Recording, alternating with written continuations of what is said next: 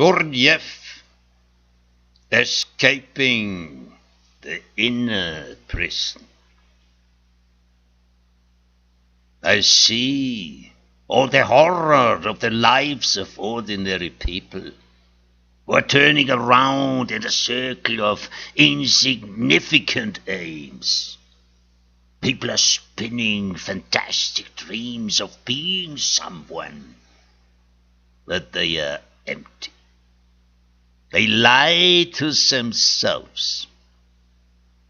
I see that my fellow prisoners don't wish to know the truth, that they are in a prison. They don't know any other way of life. But for me, there can be only one thing that matters: to escape from the general madness and to be free. You are in prison, but you don't realize it. You are condemned to death with no prospect of release. All you should wish for is just one thing: how to escape. Nothing else matters. First of all, you have to realize that you are shut in a prison of conventions, conditionings, and an artificial life. In order to be able to escape, first you have to study the structure of the prison in which you are trapped, so that you can plan your escape. For that, you need the help of other people who are driven by the same goal: to escape. Are you ready to risk the breakout? And how do I escape? Smash through the walls society has built around you. But how can I do it? It can be done only with the help of others who have escaped before and know how to help others to escape. I have to find these free men. We have to work together and benefit from each other by the exchange of experience of our inner work. I also need tools to escape. And what are these tools? Critical thinking. Don't believe in anything. Question everything. The prison in which man finds himself is one of hypnotic sleep. That makes him vulnerable to every kind of suggestions from other people in the present and in the past. But the man realizes that he is hypnotized. He begins to question everything. This questioning turns him toward direct experience. In rare moments, we may feel the truth directly. But these moments become lost in the noise of the world. By the time I reached adulthood, society had arranged everything to keep me from seeing the truth about myself. I was shielded from seeing myself by buffers, which prevented me from feeling the contradictions which exist within me. I realized that in order to observe myself truthfully, I must cease to be completely in the grip of society.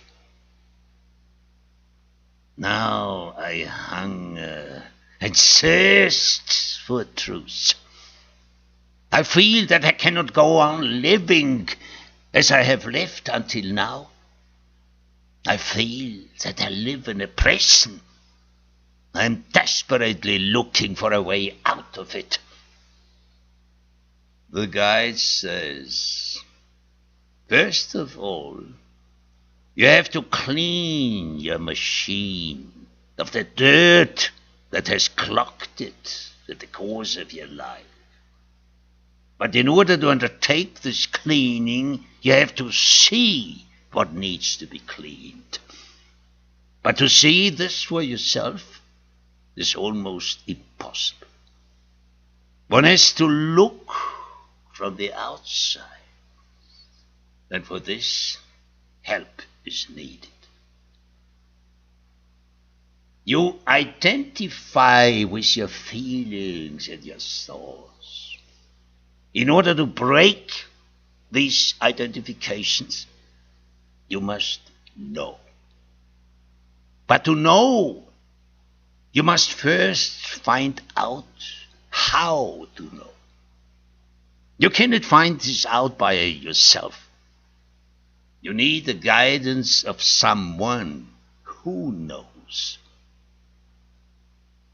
Well, man left to himself cannot wring out of his little finger the knowledge of how to develop himself. But gradually, by meeting people who are also searching, by talking to them, and by reading relevant books, a man becomes drawn deeper into the questions concerning self-development. And where can I find those people? First of all, you will find mostly people greedy for making money, by hoaxing desperate people who are seeking a way out of their inner prison. But before you can distinguish between charlatans and real teachers, you must pass through many disappointing experiences, which lead you into a labyrinth from where you don't find a way out. You will get stuck in a swamp of pseudo-knowledge. The more you study the obstacles and deceptions which lay in wait for you at every step, the more convinced you become that it is impossible to reach self-development on the chance instructions of chance people, or through reading and esoteric chattering. Then, gradually, you will see a first feeble glimpse of that great knowledge which is handed on from age to age, from generation to generation, from man to man. Truth is preserved by oral transmission in the chain of those who know, and is communicated to those who seek it. When you have found it, there only remains to know in order to be and to do. On this way, you will not be entirely alone. At difficult moments, you will receive guidance, because all who follow this way are interconnected by an uninterrupted chain. During all wanderings in the winding paths of occult knowledge, preserve your sound judgment. Discard the ways of spiritual madness. Persistently search for the true way. Search with all your being. Find out how to know in order to do. Choose a guide, a man who knows. The guide who does not know will lead you astray. I have always dreamed of a guide who knows. Yes, you have dreamt about him. But did you ask yourself sincerely, am I worthy of being guided? Am I ready to follow the way? I am a seeker of truth. I live in the time of utter doubt. I want to escape from my inner prison to reality. The doors are always open, but very few attempt to escape. A long and difficult journey is before you. There is no rest on the way. You should be prepared for the worst. Take all necessities for the journey with you. What kind of necessities? Knowledge.